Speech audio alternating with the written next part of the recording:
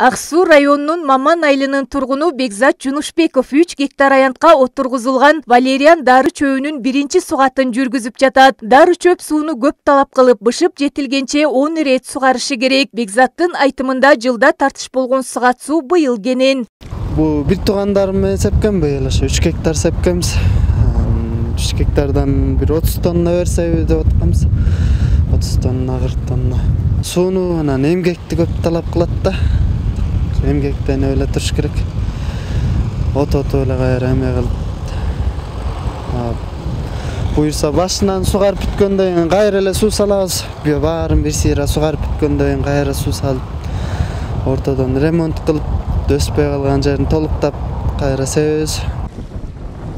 Ак Суу райондук суу чарба ишканасы быйылкы жылы утурумдук ремонт иштеринин негизги суу каналдарында жүргүзүп, элге суу бере баштады. Айрым участоктарда дагы оңдоп түзөө иштери улантылып жатат. Быйылкы жылы жаңы суу каналда ишке кирип, 270 гектар мурда суу жетпеген аянтка сугат суу берилди. Ак Суу району боюнча 36 000 гектар сугат жер бар.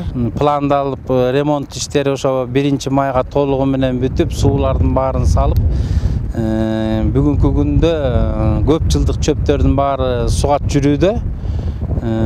Көп жылдык чөптөрдү сугарып бүткөндөн кийин анан график менен БД бүткөндөн кийин жаздык картошка, арпелердин баары график менен кете берет, сугарылып.